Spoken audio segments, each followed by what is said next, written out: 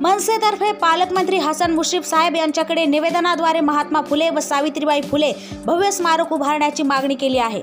वाशिम महाराष्ट्र नवनिर्माण सेना जिल्हा शाखा दिघेवाडी येथील मराठी प्राथमिक शाळेच्या इमारतीमध्ये मराठी प्राथमिक शाळेतील मुलांची संख्या अत्यल्प व अत्यंत कमी आहे।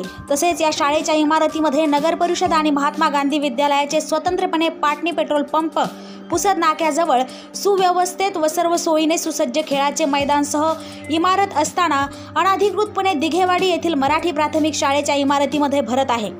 तेव्हा सध्या या इमारतीमध्ये सुरू असलेल्या नगर परिषद गांधी विद्यालयाचा उर्दू विभाग त्याच्या पूर्वीच्या इमारतीमध्ये स्थलांतरित करून सदर दिघेवाडी येथील मराठी प्राथमिक शाळेची इमारत ही अत्यंत जुनी झाल्यामुळे जमीनदोस्त करून मराठी प्राथमिक शाळेच्या नवीन खोल्यासह या ठिकाणी वर उल्लेख केल्याप्रमाणे राष्ट्रपिता महात्मा फुले व सावित्रीबाई फुले यांच्या भव्य स्मारक उभारण्यात यावे अशी या निवेदनाद्वारे मागणी करण्यात आली आहे।